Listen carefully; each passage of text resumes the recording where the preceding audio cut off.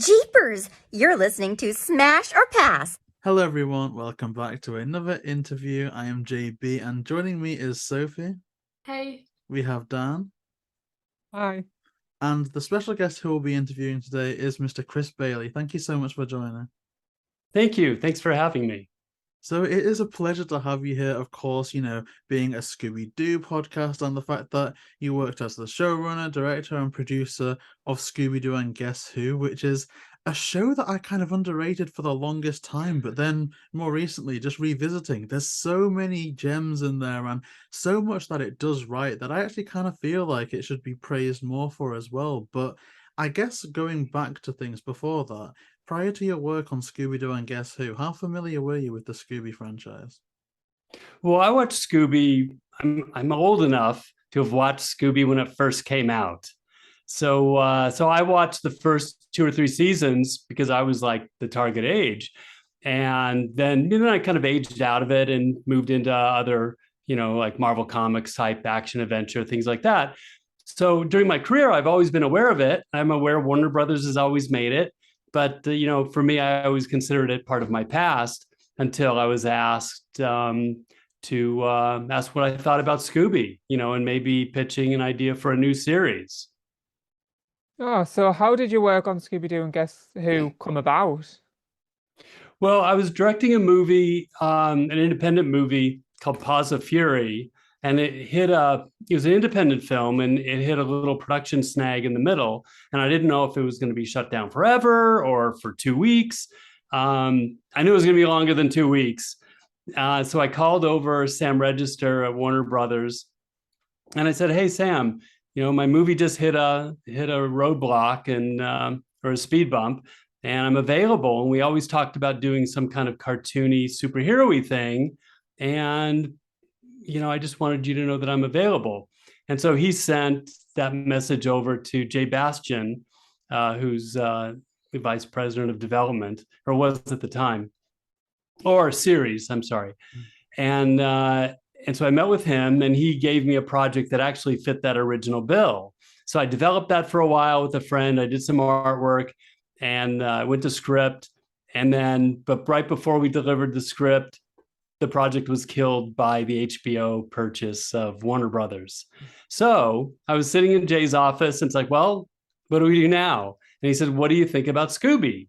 And I told him just what I told you, that I watched it when I was a kid. I was a fan, and I watched the first 3 years, every Saturday morning. And then ultimately I moved on to other stuff.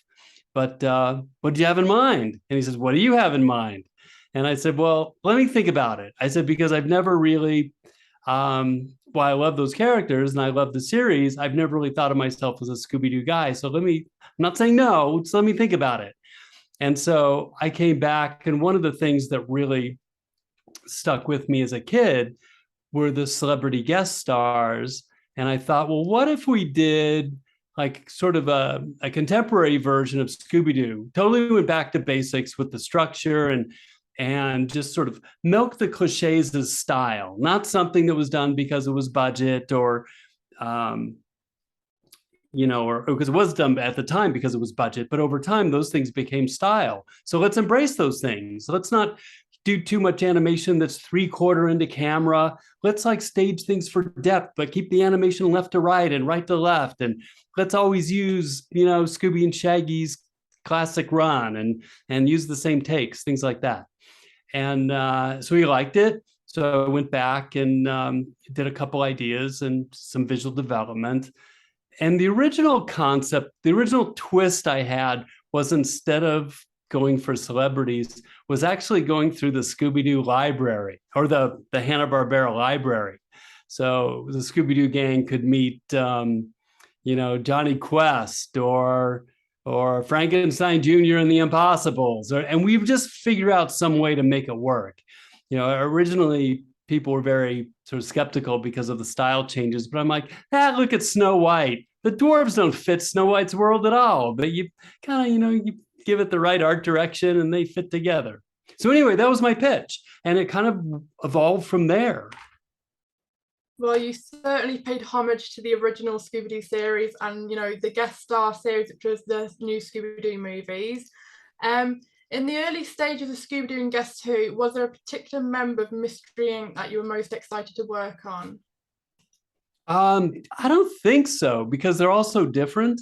My partner in crime was Mike Ryan. He was a story editor, but I really regard him. He's an equal showrunner to me. You know, he said he loved these characters more than any adult man should. And where what I didn't know, he knew. But I guess I took a fresh look at them, and Scooby. The paradigm that we always thought of for the Scooby Doo series was Abbott and Costello meet Frankenstein, where Abbott and Costello are these idiots, but the Frankenstein monster is the real Frankenstein monster, and Dracula is the real Dracula. And the humor comes from Abbott and Costello. So for here, we wanted the monsters to be real, the horror situations to be real.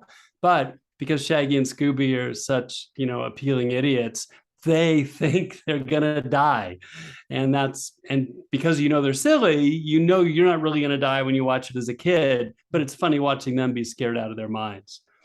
So I like them. They're a given, right? They're a comedy duo.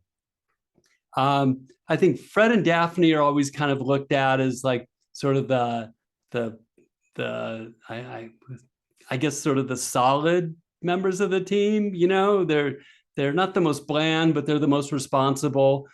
Velma, I think maybe Velma, I guess, to answer. This is a very roundabout way to get to your question, but I enjoyed drawing Velma the most. And I was most excited about the little tweak I wanted to do to her costume that they wouldn't let me do, which was to give her leggings and white Converse. I just thought that would just turn the dial just a little bit and make her feel a little more contemporary and what I think she is, who I think she is. Well, that would have been really interesting. It's always interesting to see the evolution of how the Scooby Gang started off and then how they've kind of changed with different ways. Sometimes they're changed in one show and then changed back and then changed all over again. And I think one of the characters to look at in particular is Scooby himself. And I do forget what episode I was watching when I thought of this question, but I think it may be the one with Wonder Woman. You have Scooby kind of giving a speech to Wonder Woman about, being brave and powerful and how, that can be anyone. And so because that's quite a long speech, it's one of the Scooby-Doo shows where Scooby is quite a bit more vocal compared to some of the other versions. Was that something that was decided upon quite early on, or did it just naturally happen? No, it was very conscious, and it was a little controversial. There were people that really hated it, and there were people that really enjoyed it. There were little moments. So I think that the overall tide was to do less of that, but there were moments that I really pushed for it. There's an and I got the idea when I watched an episode of Mystery Inc.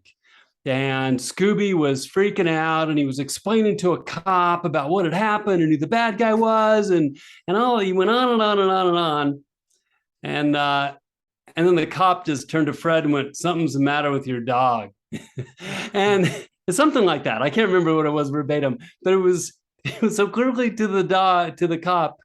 It was just a dog making a bunch of noise, but Scooby was delivering this big, long speech. It struck me as very funny. So we obviously went back to the original idea that Scooby can be understood. But we gave him, or Mike gave him that wonderful speech with Batman that ends with, "The man that broke my phone." And it was so funny. I just wanted to do that in every episode. And of course, they kind of put the brakes on that a little bit. But I got it in Wonder Woman. And I thought it was funny that occasionally he became this very erudite dog. Yeah, I like it a lot too. Substitute polo player. / family friend. / sort of uncle. But it's quite another for him to take Velma. She's one of ours. It's time to set a trap for this man-bat once and for all. Tell us everything that happened. Start at the beginning. Well, there was this awful shrieking and screeching and howling. That was me. And then the man-bat was all hissy, hissy, hissy. and I was like, ah, ah, ah. And Shaggy was like, no way, dude, no way, dude. And Velma was like, my glasses, my glasses. And there was this running and screaming, and then the man bat broke my phone.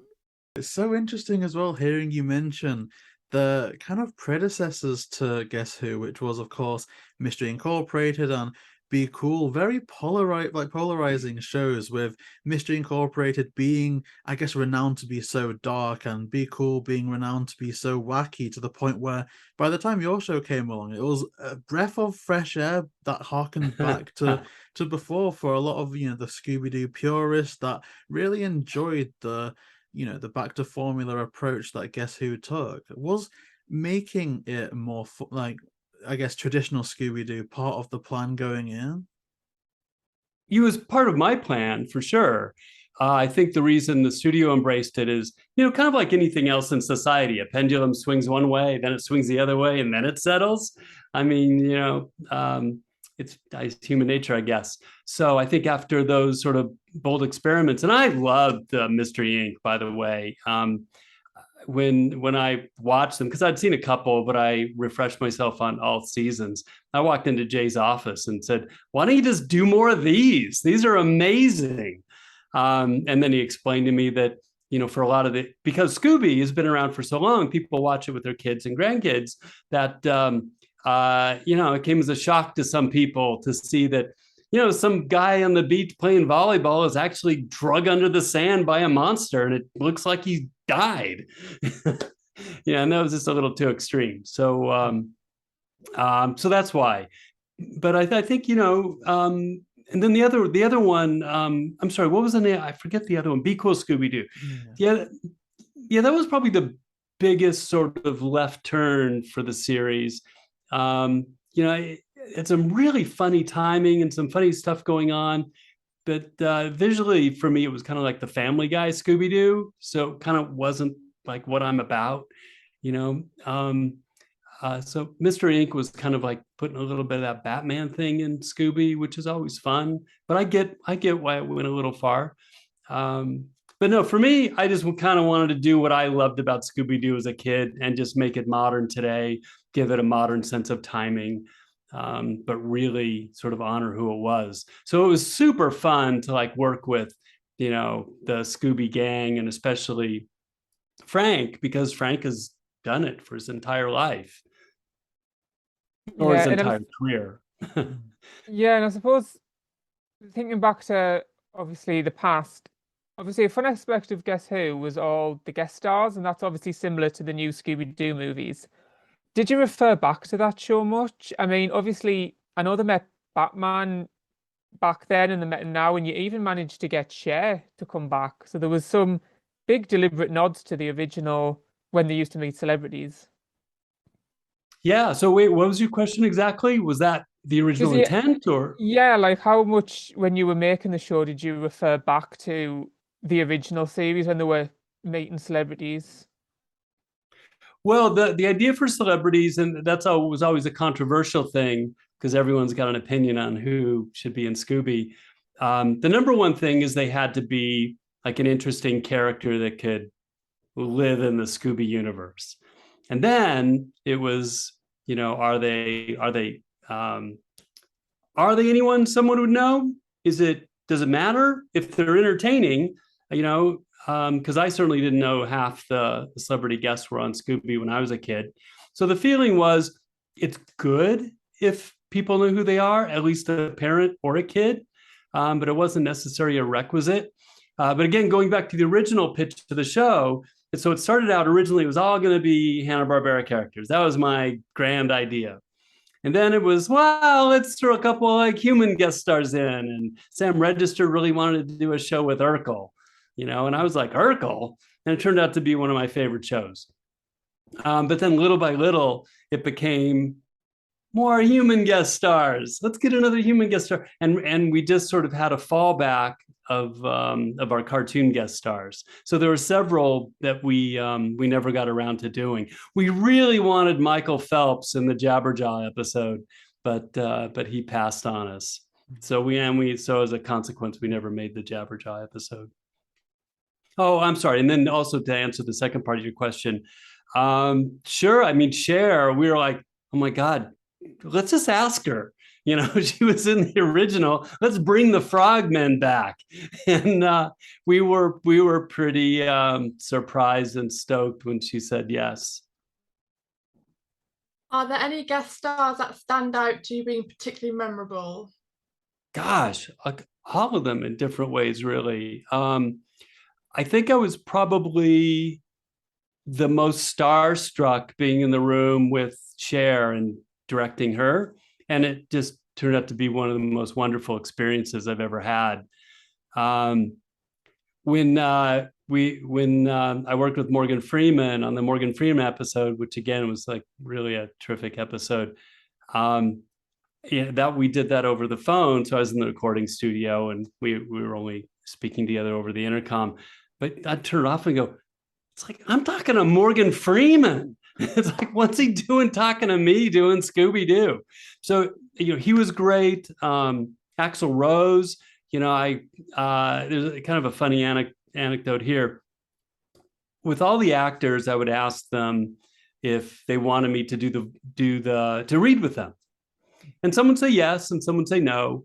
And then the second question would be, do you want me to do my version of the voices? Because while I can't do the voices, I can do their cadence pretty well.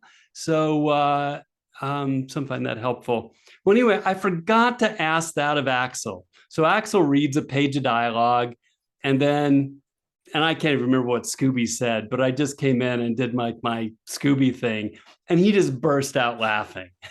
And he must have laughed for 30 seconds straight. And he goes, man, I did not expect that. And I said, oh, sorry. Should have warned you.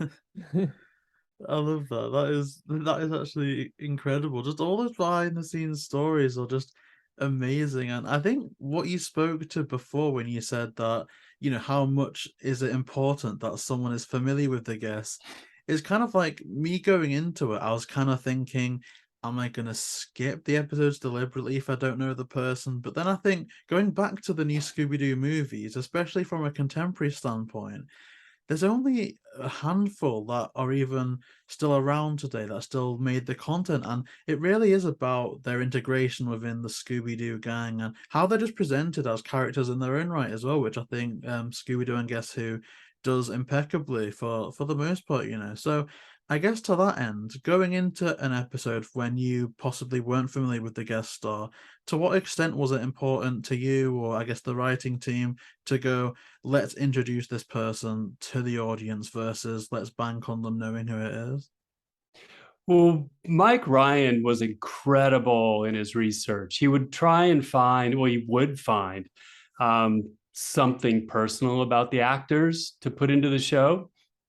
So, for example, in the Mark Hamill episode, and Mark was a guest several times on the show as several different characters, but in the episode where he played himself, Mark actually did go to school in Japan. So we thought how great it would be to have him invited back to his alma mater, and then have some kind of, Totoro type box monster be the guest, some Japanese cartoon monster. So that's what he did with Mark. Then with Lucy Liu, she's an artist, so that was part of the story there. Terry Bradshaw is just such a personality in his own right, but he does have a ranch where we put his ranch, so all that's correct. And Terry Bradshaw, man, what a force of nature that guy was. It's so incredible to hear that, because like you say, there's a lot of in things as well. Like one that sticks out to me quite a bit is the integration of Ricky Gervais's cat, who I guess, unless you're following him on Twitter or something, or following him on social media, you're perhaps not familiar with. But the fact that you introduced that, and that's like his main thing, cats, is incredible. And being, raised in the UK, growing up on British comedy, I was quite a fan of Ricky Gervais's earlier work, such as the original UK version of The Office and Extras and all of those classic things there. But, and perhaps you alluded to this a bit before, was there any trepidation on your point or the studio's part that maybe someone quite controversial would turn off certain viewers or there'd be fan backlash to that end?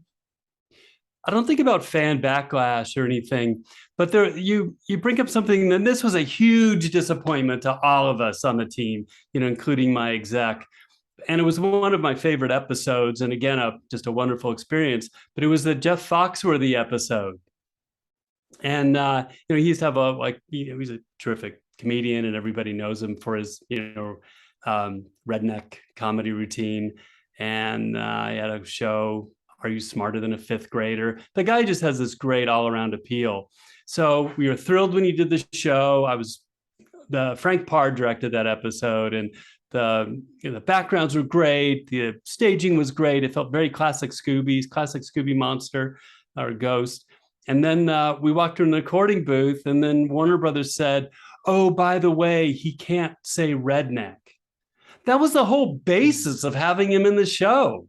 Was everything the Scooby Gang would do would be redneck.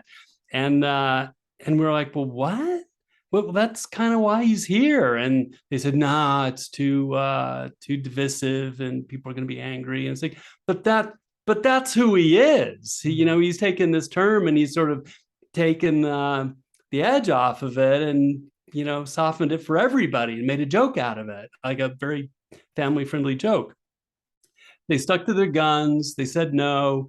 We recorded it both ways because our executive fought for us even after we recorded the episode.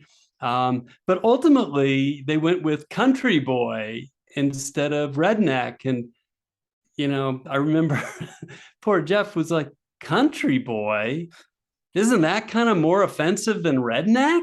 And we're thinking, I don't know. I'm sorry. If you don't want to do it, I understand. And,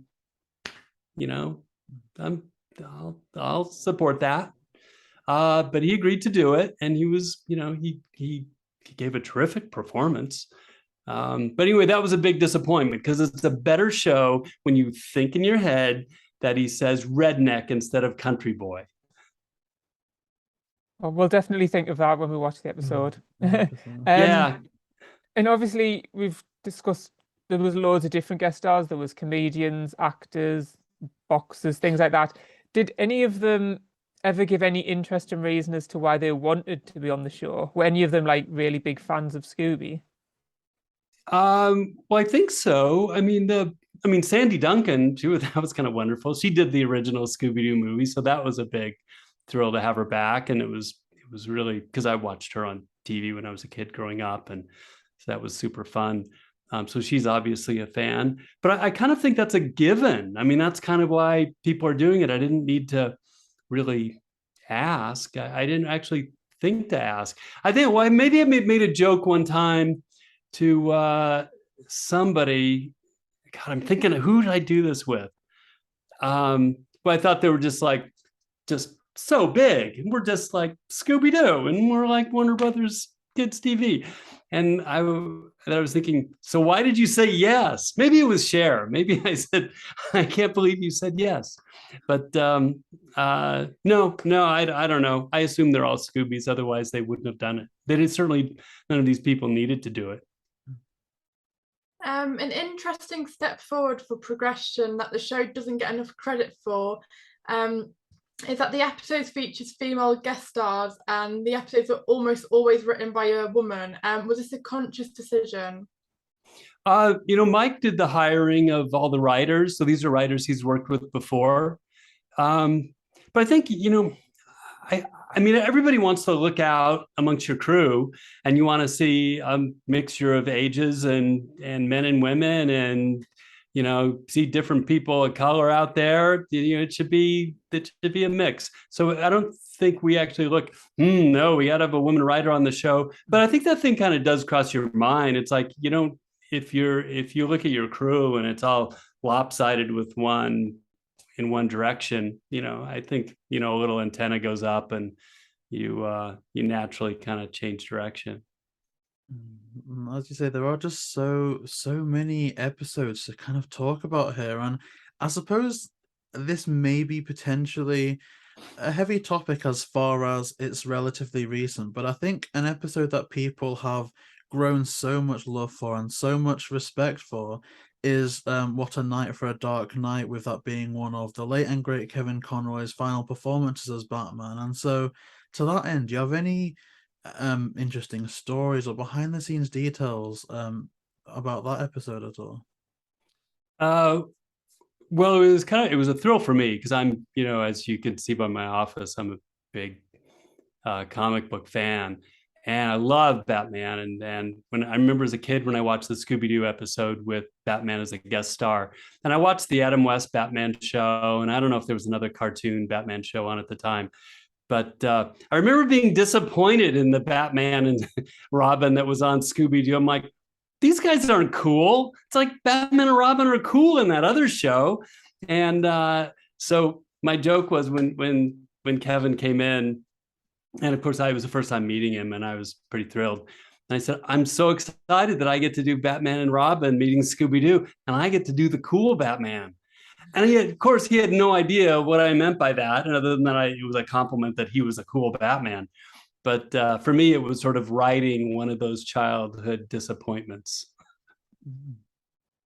Oh, that's fair enough. And obviously, you've given us some great anecdotes on meeting these guest stars. Did the majority of them record in person, or did quite a few of them have to do it remotely? It was a mix, and it kind of depended. Malcolm McDowell was remote, even though he lives in Southern California. He lives quite away from the studio, and he does so much voiceover work at home that he wanted to do it there. And because it's so convenient, they didn't want to send us up to Ojai to meet him. I would have loved to meet him. He was just wonderful as well. One quick anecdote about him is that I made him laugh halfway through the episode with something where he read a line that Mike had written, and he was like, "Man, I never thought I'd read this in my whole career." But he was laughing, and then I said something else that made him laugh. I made like some kind of Star Trek reference to something that was in the script, and we talked about Star Trek for a minute. But anyway, we got all the way through the script, and then he says, now that I know what we're doing, can I go back and read that opening scene again? And I'm like, well, sure, but I think we got it. But sure. And he went back and he read the first page and a half, which I expected that's all he would do. But he just kept going. And then Jay, my executive, walks into the room, as he kind of checks in and is like, so how, the expectation is, so how are we going, guys? And I'm like, oh my God, he's going to think we've been here an hour and we're still on page 3. So I turned the mic off and went, we're actually going through it the second time. But Malcolm, anyway, he hit this rhythm with his character, even though it was him in the show. I hit the rhythm we were going for, and he did like another 8 pages. And then he's like, so how's that? Is that all good? I think it's good. And I'm like, I think it's great, Malcolm. Oh, well, I'm a big fan of Malcolm, so it's fun to hear that. Also, an episode that I think would stand out to all of us, because we're all from the UK, is the episode starring Sherlock Holmes. Did that involve much research from the writers on the UK? Have any of you ever visited for fan conventions or anything? Well, I've been in the UK a couple of times. I visited there a couple of times. Back when I was directing Runaway Brain, we did a little work with Uli Meyer's studio in the UK. And when I was on the live action movie Garfield: A Tale of Two Kitties, we were in London for a few days shooting there in Trafalgar Square, and then I think it was, I can't remember if it was north or south. I can't remember. We shot at some Castle Carlisle for a week or two. So that's my experience there. But again, this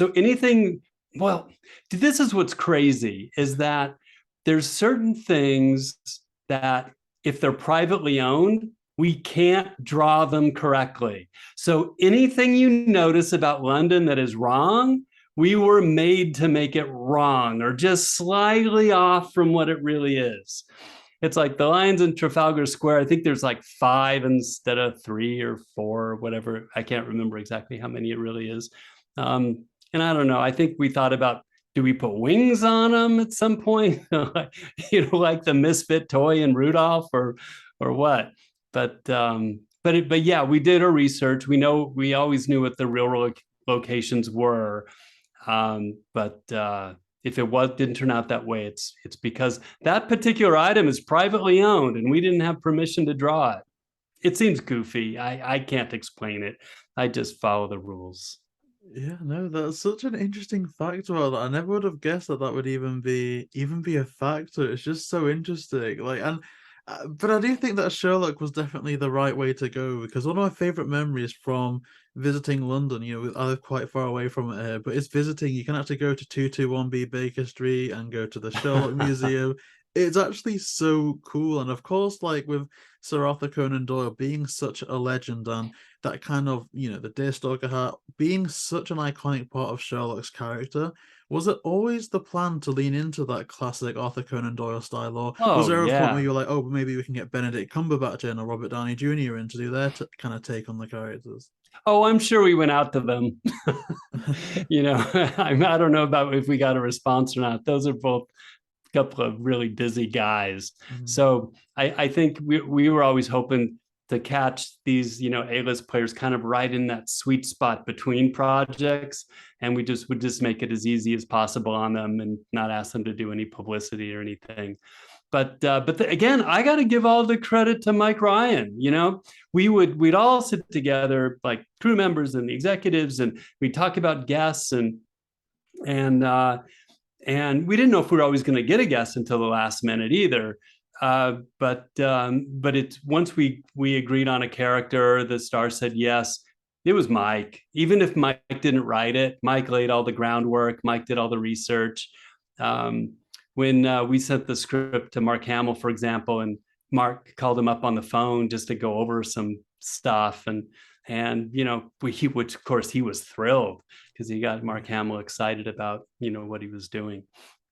And Mark even described like the principal of the school and was pretty thrilled with. He just physically described him. When we drew that, we went, "Oh my God, that is so great! He was just like that." After season 1, how long was it before you began to work on season 2? I think right away. They knew they were going to do 2 seasons. There was even a brief time when I was recording Cher where an executive said, "Look, would you be interested in doing a 3rd season if we did a 3rd season?" So there must have been some talk behind the scenes about continuing, but that was the last I heard of it. Was there a change in your approach going into season 2 at all?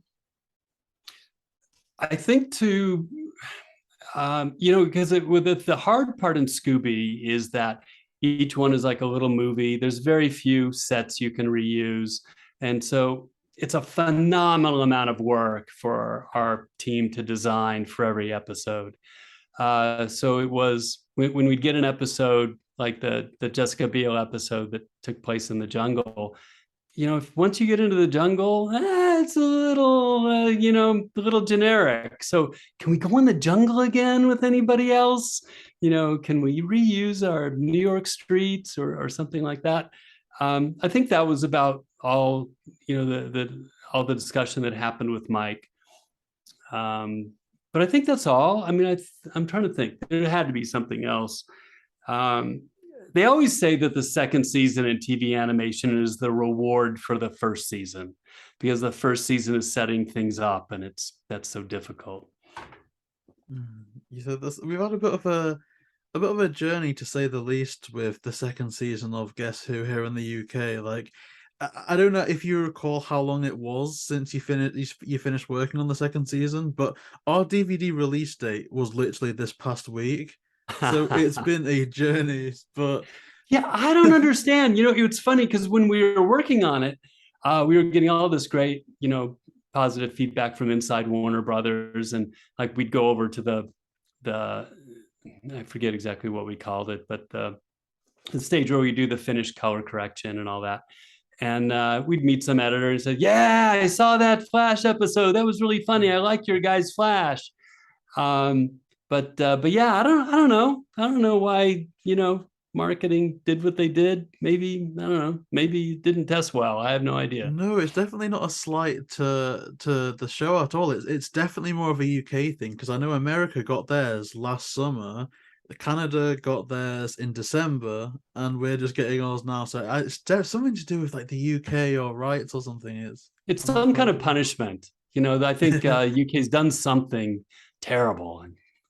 It's probably something to do with Brexit or something. I'm not Yes, quite sure. yeah, absolutely. I'm sure, or some sort of anti-Great Dane campaign or something. Who knows? We'll have to get on that for sure. But something, and this may make us feel all a bit slightly older. One thing that I noticed about Scooby Doo and Guess Who, which is dramatically different to, I guess, the original Scooby show that did guest stars, was the introduction of people like Liza Koshy. He was, of course, a famous YouTuber, which is a job that didn't even exist when that first show was going on, which is kind of crazy to think. Now, I guess for you said that you didn't refer directly back to that original show most times. Did it make it at all difficult or a bit more challenging to introduce a guest star to the Scooby Gang of the type that has never been introduced to them before?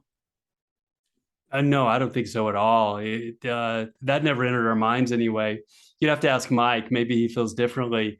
But to us, it's just kind of what's the hook? If Shaggy and Scooby, they're probably very familiar with Liza Koshy. So I think we'd go in just assuming that, and maybe half the gang would know or half wouldn't. And boy, what a little fireball she was, man. Because I wasn't familiar with her before. We reached out to her and I did a little research, but she came in and just was just a joy to work with, and big, and like this crazy big personality and voice. But I think, I don't know, Mike always tries to find a hook, where either somebody's a fan of one of our characters or they knew them previously, which is always fun because, the rest of the gang is like, what? Blank, fill in the blank. I think we need to get a gag. Ugh, sorry, I'm tripping over myself. But, we hope to get a gag out of it. Yeah, well, speaking of doing something different with the guest stars, one of the most interesting episodes of season 2 was A Haunt of 1,000 Voices, which, the Scooby Gang met their voice actors. How did that come about, and what was it like to record that episode? Gosh, that was wonderful. Well, Mike and I, we wanted to do, well, it came out of a joke actually originally that Matt, who plays Shaggy, would say, it's like, well, why can't I be a guest star? It's like, I'm a TV and movie star. Can I be a guest star? And Mike and I thought that was hilarious. And the studio didn't want to do it. And I can't remember what happened, but eventually we got to a point where I think we were kind of stuck getting scripts approved or anything like that. And Mike and I just kept going back to it saying, well, we got this great idea for the Scooby Gang to meet all their actors. And Mike had it all worked out in his head and could make a great pitch. And eventually they went for it. But gosh, it sure turned out to be a love letter to Frank, didn't it? Yeah. That wasn't the intent early on, but I think because, Mike and I are such fans of the series and we wanted to put in all those classic villains, and Frank is the common denominator between all that stuff, it just sort of naturally went that way. And I was really happy that it turned out to be one of our better, our nicer looking episodes as well. The only thing I goofed up on, and it's totally my fault, is that I didn't realize I would want some kind of blaring music coming out of Matt's car when he pulled up in front of the mansion. And I sent him an email saying, what do you like to listen to? And I didn't get out in front of it far enough. And by the time that he got back to me, I had to pull the trigger, already. And so he wanted it to be show tunes. And I would have gladly put something in there that was show tunes that represented him a little more accurately. Well, it was a fantastic episode, and this, I don't know if this is too broad of a question, but what are some of your favorite memories from working on Guess Who? Wow. You know, it was several years, so I don't know what stands out. Let me think. Do you know, this is funny, and it's sort of an oddly personal thing, but when we recorded the Whoopi Goldberg episode, she was in New York because she's doing her TV show there, and I'm in California, so it was over the phone. But the first words out of my mouth were, you know, we've worked together and you don't know it. And she was like, oh. And I told her that I was a Disney feature and I was directing my own projects at the time, but they were trying to finish Lion King. So they asked everybody in the building that had ever held a pencil before, would you please animate a shot on the Lion King so we can finish? And I got to animate a couple of her shots of the hyena. And so that led into a whole conversation about Disney animation and how, you know, we both like cartooning a little more than those photoreal animated remakes that they call live action remakes. And then we talked Star Trek. We're both huge Star Trek fans. And then the producer was like, guys, I think we gotta, you know, move it along. But I just had so much fun talking with her in person. And she's one of those people that really wants to know who's on the other side of the line. That made it fun. And then secondarily, when I asked her how she wanted to work, you know, most people are very, you know, open and just say, however, but she had an opinion and she said, you know what, I'd like to go through it a couple of times, you know, just on my own. And then you tell me what you'd like to do over again, and we'll do that. And I loved working that way.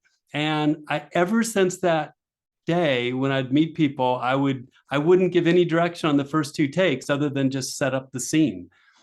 So that they know, you know, how they feel about the other characters around them, and if they need to talk over an airplane or something like that. And then I give my notes, and I just find it's just a better experience for everybody. So I owe that all to her. Well, we touched on it a bit earlier, but if you were to work on season 3 and could get any 5 guest stars, who would they be? Oh, gosh, we really wanted Dolly Parton. We had a great mystery plan for Dolly Parton. Gosh, who else was on our list? I'm not sure. You know, it's funny, putting me on the spot like that, my mind, it was just like taking one of those old toys and or an Etch-a-Sketch and shaking it. It just went blank. So I don't know, I'll give it a little thought and get back to you. I'm trying to think well, the question would just go, who do I want to meet in person? Oh, I know who. We really wanted Peter Dinklage. We had such a great idea for Peter Dinklage. And you know, I'm a big fan of his, you know, from the Marvel movies and obviously Game of Thrones and all that. And we were really hoping, because he had young kids, and we were thinking, oh, by the time this comes out, his kids will be old enough to watch it. It'll be perfect. And I think we went back to him a couple of times, but it just wasn't. I don't know if it was timing or what. I never got a reason, but we didn't get to work with him. Well, both amazing guest stars. Speaking about, you know, potentially future projects, do you have any current or future projects that you can share with us today, please? You know, I can't. I finished up I just finished up something at the end of last year. So I'm between things right now, and, you know, who knows what'll happen? Because what happens is something looks like it's a sure thing, and then, oh, it's not a sure thing, and something that wasn't happening may actually happen. So unfortunately, don't have anything to talk about. Other than that, I'm taking this time to, well, actually, let me back up a little bit. Because, you know, I started my career as an animator and then moved into directing. And because I knew a little bit of CGI, I started doing CGI direction in movies. And so I got this call out of the blue from an old producer that I knew at Disney if I wanted to animate on a movie, a hand-drawn movie. And I said, well, you know, I actually haven't animated on a movie in like 20 years. And she goes, oh, no, you'll be great. You'll be great. And I said, well, how are you animating it? And she said, they're animating it in Harmony, you know, hand drawn. So I said, well, I own Harmony, but every time I open it, I look at the interface and I'm like, shake my head and go, I can't do this. And I shut it. I said, so let me open it, send me a sample scene, let me reverse engineer it and see if I can do this. So I taught myself Harmony. And then, of course, the job went away. So I never got hired for it. But I had a character I created about 20 years ago. I did a short film, a short CG short film, and some comic books. It's a cartoony superhero-y thing. So I boarded a couple shorts and I'm animating them right now. So I have 2 YouTube channel episodes where I'm doing the making of Major Damage. I have 2 of those completed. And once I get the 3rd one completed, I'll start releasing them once a week. So if you're a fan of sort of comic booky, superhero-y action, you can check out my website. It'll have a link to the YouTube channel. But no, nothing other than that. Oh, that does sound so interesting. And I mean, you did mention your website there. Is it like a handle that you know offhand to give us today, or is it something that I can kind of leave in the description? No, well, first of all, if you type in Chris Bailey animator, more junk will come at you than you can ever, wade through. Or, but it's there's 2 URLs that will take you there. One is damagedfilms.com because of Major Damage, and it also just works as a general, website. And the other is more specifically majordamage.net. But I'm pretty much just using the damagedfilms.com. There's definitely a Major Damage page in there, but when you go to the main page for damagedfilms.com, it's about Chris Bailey and my latest project. That's amazing. And you can see artwork, and some of the behind the scenes artwork is up there as well from Scooby. Not a lot, but some of it.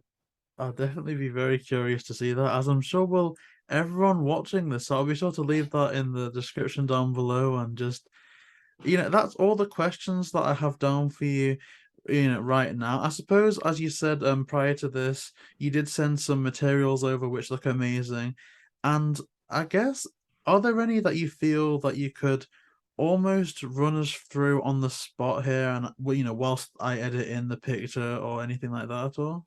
Sure. Let me bring it up. I've got another workstation over here. Let's see. Well, I guess the big thing, you're going to see a lineup of the characters that looks kind of classical, but not really. And how this came about was, first Jay asked me to think about what I wanted to do. And I said, well, give me the model sheets of the characters and let me just play around with them. So first I just did the Chris Bailey pass, which is really just putting a little more of a streamlined cartoon look on them. And then I wanted to do one little thing to maybe visually make them a little different and update them, but keeping the main look. So Daphne, she was probably the least similar in terms of likeness, just because I wanted her to be a little more cartoony. But I kept her costume identically the same. But I thought how nice it would be to give her little brown boots, a joke that we worked into the Tim Gunn episode. And Tim Gunn, for example, I don't know if you've seen Project Runway, but he looks at her because he's giving everyone a makeover. And at first he starts to suggest giving her little brown boots, but then he's like, nope, strike that. You're perfect just the way you are. And Velma, of course, has gray leggings and Converse, which I thought was super cute on her. Shaggy, I just put in skateboard pants and Vans. Scooby, of course, is Scooby. And Fred, it looks like I just sort of rolled up the bottom of his jeans, kept the same boots. Other than that, he's the same. And I've just noticed that that's kind of a retro thing that was pre the bell bottoms, but now seems to have come back in style. So that covers the models, but you can see there's a drawing I did of Daphne kicking a monster in the gut with her foot, and a guy's flying out the back of the monster costume. And she's spraying it with pepper spray, kicking it, but she's looking the other way. And that was a personality trait that Mike and I landed on, where we thought it would be fun that it was fun play on her original personality, where she's always the character who's getting abducted. Well, what if she's still kind of the damsel in distress? That's her personality, but she actually has the skills to defend herself. So she would kick the kick the crud out of somebody, but she'd do it with her eyes closed and not know it until after the whole thing was over.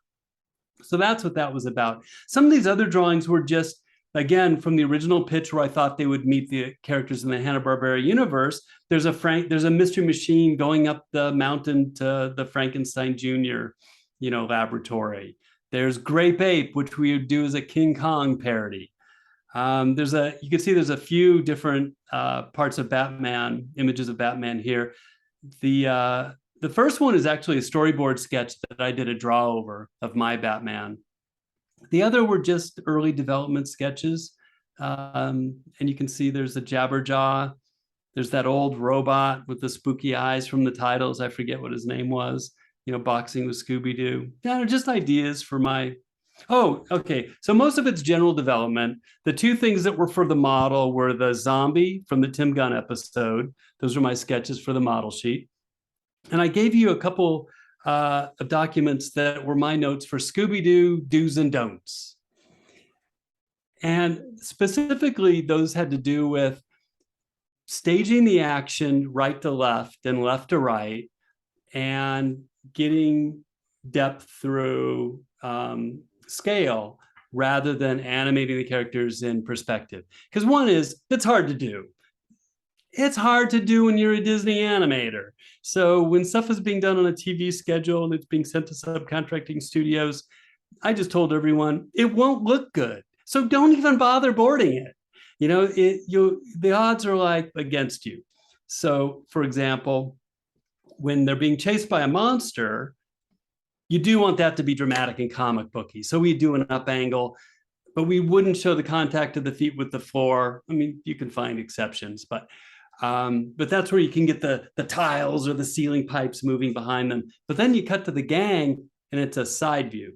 And there's two things. One is it's easy to do. It's stock animation. But second, it fits that Abbott and Costello meets Frankenstein. When you stage something in a wider side view, it just feels a little more comfortable. Just like if you look at a Peanuts comic strip that's staged very flat, there's an element of humor to that. So cutting from scary monster with a canted angle, looking up, back to the gang in a side view running, it's like, oh, scary comedy. And then you can see I did a couple examples of how to stage, say, Scooby running into a room or Shaggy running into a room and encountering a monster of some kind. One is he's running straight at camera and skids to a stop, and there's a giant foot in the foreground. Using the exact same staging, I show how to do that as a side view, where Shaggy runs in from the side, sees something downstage where the camera is, does a take, skids to a stop, and skids into the shot with a leg in the foreground. So just these are ideas to help the board artist make the show more true to its roots, and which is easier to animate. And that was the whole goal of the original show. Let's make a show that's economical and easy to animate.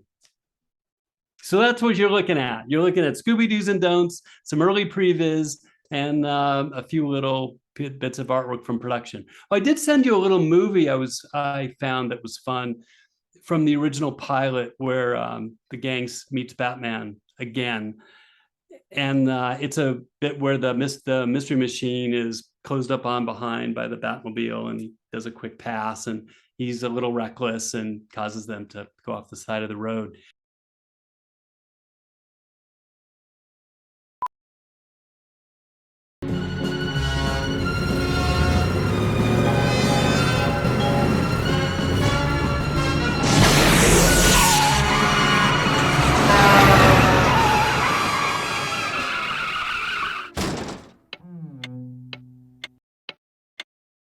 The animatic is a mix of previs art and storyboards, and it's pretty good. I think it shows you what a cool little moment that is. And again, because it's a mix of loose storyboards and previs paintings, it's eclectic to look at, but it's a neat moment. It is amazing. It always gave me the vibe of, like, you know, almost a teaser trailer. Like if they were going to announce the show, they'd like have the mystery machine going down the road, and then the Batmobile would, you know, do what it did in that animatic. I think that would have been such a cool like introduction. Like now announcing Scooby Doo and Guess Who premieres this day. I think it really encapsulates what the show's about. Like very traditional Scooby, and then the guest comes in, and it all kind of has that synergy there, which is very, very amazing. So thank you so much for walking us through that. That is going to be just such a pleasure to let that sink in, and it's just it's been an absolute honor to have you here today. So thank you so much. Like trust me, there was uh, there were 2 whole pages that, because I didn't want, you know, to keep you here for like 4 or 5 hours, even though that would be an absolute treat for me. I do appreciate that would be a bit difficult on everyone's end here. Like for like all the other stuff that you did beforehand. So you've just you've had an absolutely amazing career. No doubt will go on to do many more things. So thank you so much for all the time you've given us today. We really do appreciate it. Oh, thank you. This was super fun. You know, nice to talk with fans, and fans my age. You're not my age. You're not as old as me, but fans who know all the iterations of Scooby. That's a treat. Oh, thank you so much. And I suppose for the kind of purpose of wrapping up the video now, thank you so much to Sophie and Dan for joining as well. Sophie, where can people find you on the internet? Yep, you can find me on Instagram at Scooby Doo for life. Absolutely incredible. And Dan, where can people find you on the internet? You can find me on both Twitter and Instagram at danfaz94. Thank you so much. So I'll be sure to leave those links in the description down below as well. Thank you so much to everyone for watching this. And if you do want to see more, then please like, comment, and subscribe, because if we get as popular as Liza Koshy, we might be in Scooby Doo one day. So fingers crossed, let's manifest that, and we'll see you next time.